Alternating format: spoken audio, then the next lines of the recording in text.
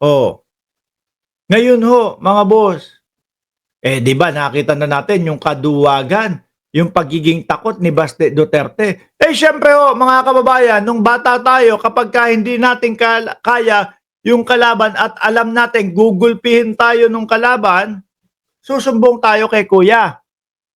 Si kuya, to the rescue yan. Gusto mo, tayo na lang. Si kuya naman dito, nako, to the rescue, may waiver na nalalaman.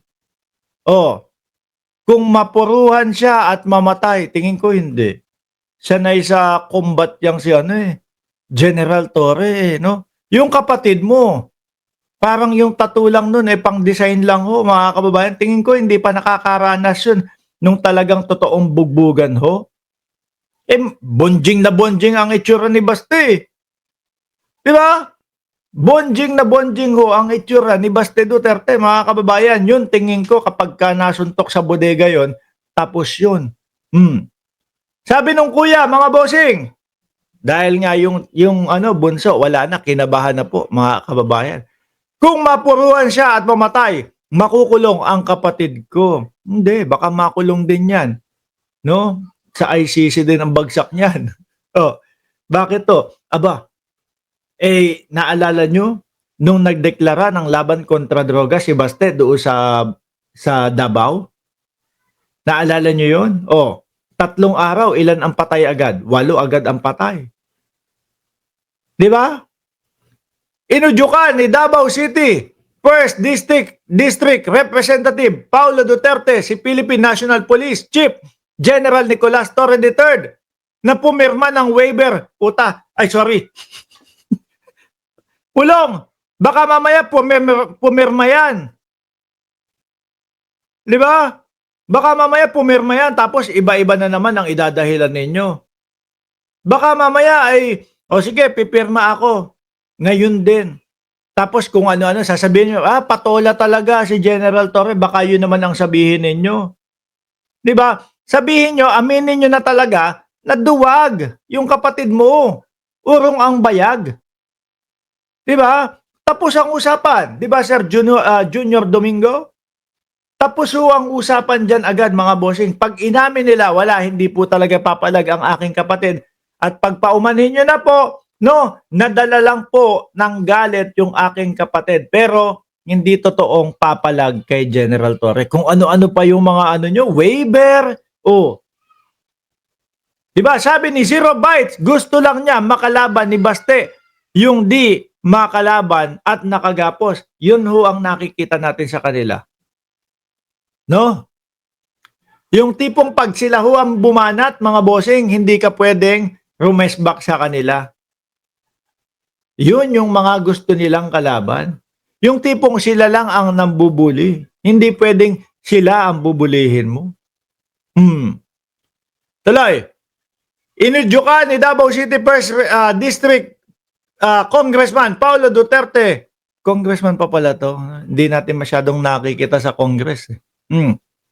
Na pumirma ng waiver bago ituloy ang charity boxing match laban sa nakababatang kapatid ng kongresista na si Acting Davao City Mayor Baste Duterte.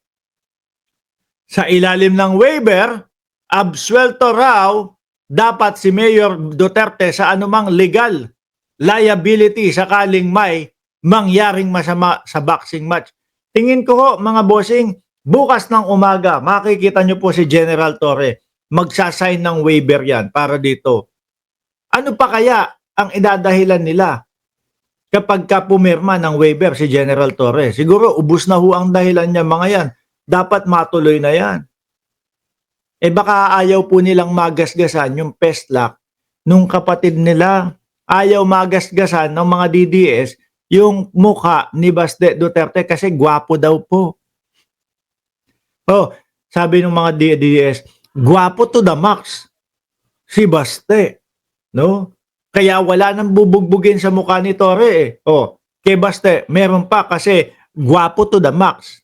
Sabi daw mga kababayan, mag-sign muna ng waiver.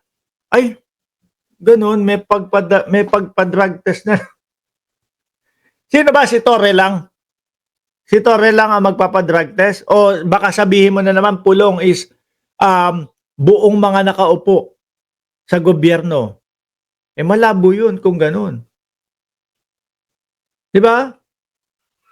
Malabo ho kung ganun, mga kababayan. Kung buong mga nakaupo na naman sa gobyerno ang sasabihin nito para magpa-drug test, imposible yun na makuha mo yan. Baka kung sakali ho, matapos na lahat ng drug test, mga bossing, next year na. Di ba? Mag-sign muna ng waiver, magpa-drug test na rin. Kung talagang malinis, di go. Duwag lang kayo, pulong. Yun. No? Tapos sasabihin ni Baste Duterte na itong mga ito naman, itong si Nick Torre naman is, kumbaga, matapang lang kasi nasa kapangyarihan daw ho. Parang yung mga Duterte yung ganun. Matapang kasi nasa kapangyarihan. Ano? Nahihiya umamin ang mga maisog, sabi ni Chi. Di ba? Ng One Squad Forever. Ng Ceresa Force. Ito pa ho, mga kababayan, ha? Breaking news din ho ito, mga bossing. Vox Populi, PH. Ayan yung nag-post. Ano na, Baste? It's official. The Game and Amusement Board has approved the 27th July boxing match between PNP Chief Nicolas.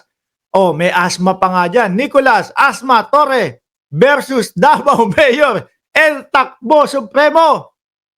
Ba't sinabihan nilang takbo si Baste? No? Hindi naman tumatakbo. Umayaw lang. No? Ayan. Totoo kaya ito? Ayan Games and Amusement Board. Diba? Kaya ano na din, meron na din silang pahayag.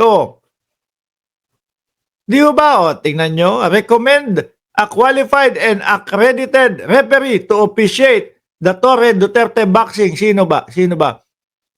Mag-recommend sila. Direct its medical personnel to be on hand to assist the participant should be need arrest. Kumpletong na, Tebats. May referee. Merong mga first aid. No? Panigurado ko ho, mga kababayan, wala pa din ho ito. Hindi pa din po sisipot yung Baste Duterte. Takot po, mga bossing. Sabi ko nga ho sa inyo, sa itsura ng Baste Duterte, nabobonjing-bonjing. Ang tingin ko ho dyan, mga kababayan, hindi pa ho nakakaranas ng ni isang suntok yan . Di ba? Sabi ni Buhay OFW ng Singapore, no? Sino-sino andito sa live, Sir Mark, na nasa SG? Kita-kita tapos sabay tayo sisigaw.